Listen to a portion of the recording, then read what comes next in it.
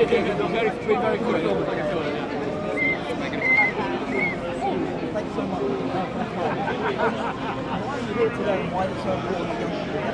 Rail workers of all grades have taken strike action because of their desperation.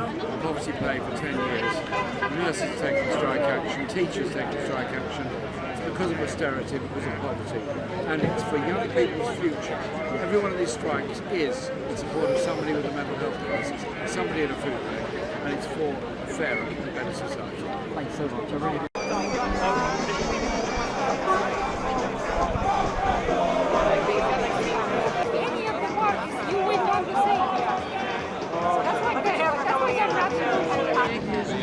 No, you criticise me, you're meant to defend that.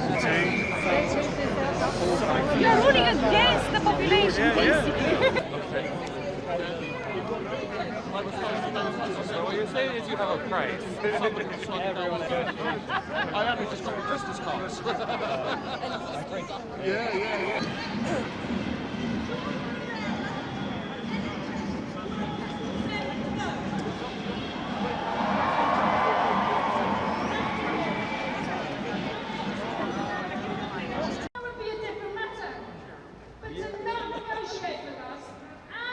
Also looking to crack down on our legal right to protest.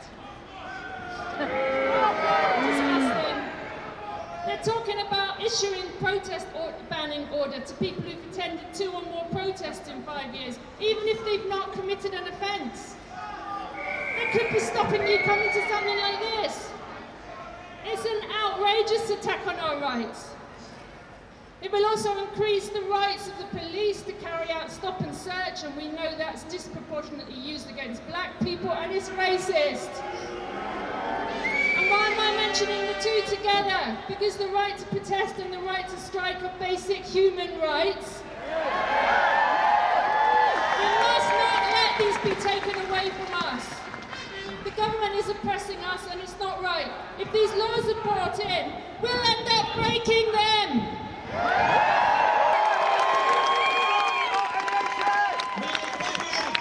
February the 1st, I'm calling on these. I'm over 100,000 teachers out on strike. Will you give them your support? And tens of thousands of UCU members out on strike. Will you give them your support? And let's be clear, when we stand together, we win, because this year alone, we've won pay rises for bus drivers, for baggage handlers, for outsourced NHS cleaners, for bank workers, for workers up and down this country. And together we'll win a pay rise for every worker in this country.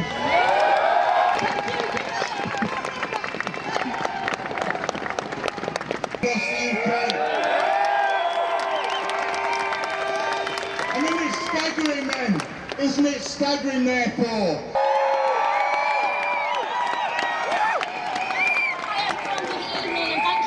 For coming out on a cold evening. I'm meant to be in the chamber. They've given me 10 minutes to run in and out before I lose my spot on the speaking order, which is always right at the very bottom with the rest of the Socialist Campaign Group. I wonder why that is. And I want to begin by giving a massive shout out to the National Education Union for absolutely smashing their bonnet.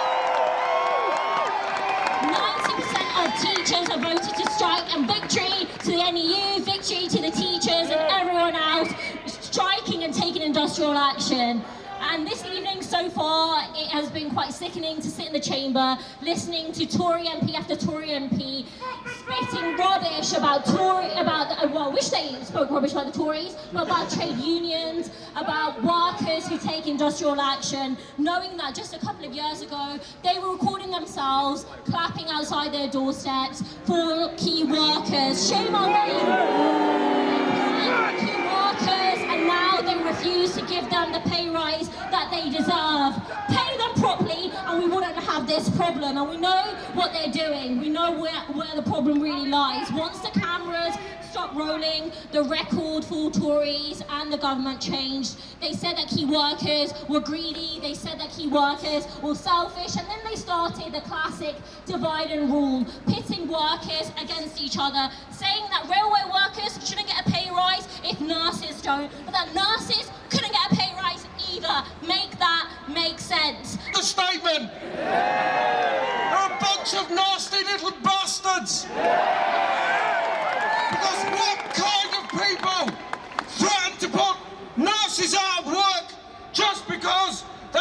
to defend the NHS. Complete and utter shysters. What's done to our public services, trying to drive down the wages of our workers.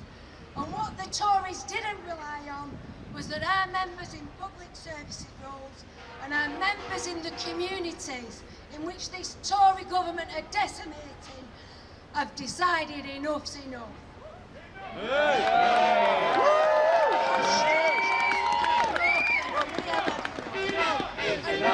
And now to silence us because they thought we would just get on with things quietly as we've done for the last 12 years. So instead of being responsible. Everywhere I go, people are saying, let's change the economy, let's change this society. And I say to Keir Starmer, come and stand with us. Don't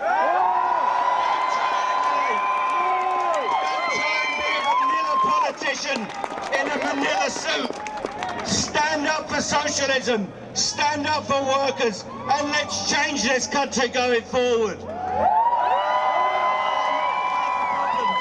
all know about our dispute.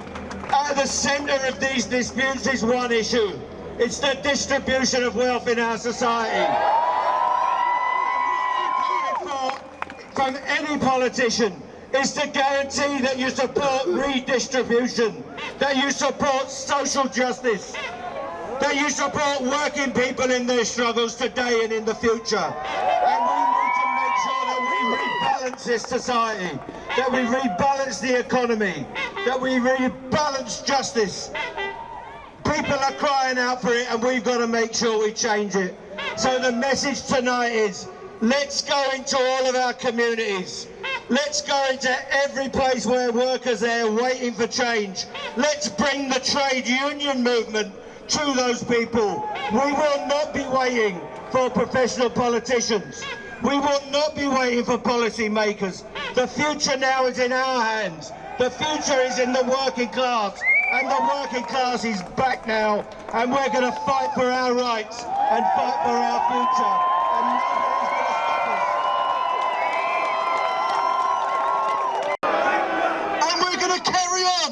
There's going to be a rolling wave of protests over the coming weeks. So get signed up to the campaign. Get your fighting boots on, because we're on the march. Enough is enough.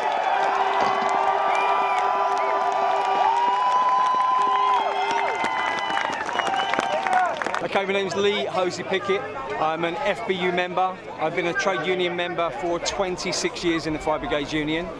I am here tonight to represent the FBU along with my brothers and sisters and comrades to send a message to Downing Street and to send a message to Parliament that we will not stand up and take this this anti-strike law and legislation that's going to be passed. Let's face it, it will be passed. As many have said on that stage tonight, they have a majority in government and they will get this bill passed. And there isn't any court in this country that is going to support trade unions. And we can't even take it to courts of human rights in Europe, because many trade unions in Europe, as we know, have already got minimum service levels in place that theoretically stop trade unions members going on strike. So they're not even going to support us. The only way we're going to support us ourselves is by coming to the streets to send messages to Parliament, to send messages to the Tory government that we will not accept this. We will fight this all the way. We'll come together. You've seen many trade unions here. That's just the tip of the iceberg. This movement is growing. The feeling of utter contempt from this government is growing. And people, let's make one thing absolutely clear, these people are coming together. This is just a small example of what's going to happen throughout February. The movement's going to grow even further. March, April. Our ballot, the FBU ballot, concludes on January 30th.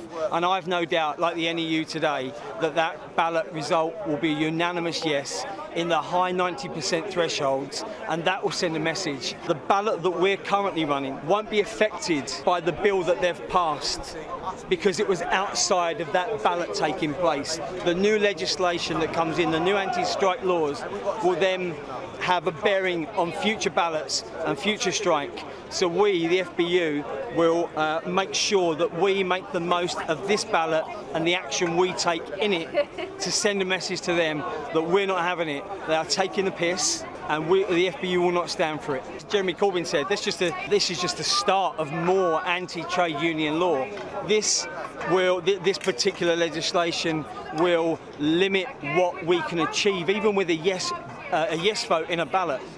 We will have minimum service levels to provide. We don't even know what they are yet. Like I said, this is a dynamic thing that Grant Shapps, that was said that by the KC member there for the Lords, that this paper is 1.5 pages long, because it's being left to Grant Shapps to decide what minimum service levels are in particular industries.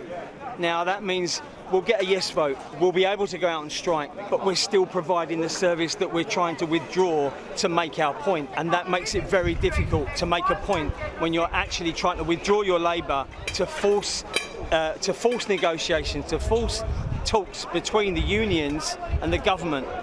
But when you're forced to provide a minimum service level, they're not going to want to go into negotiations. They don't have to, because they've put in place a minimum level of safety, as they call it, for the general public.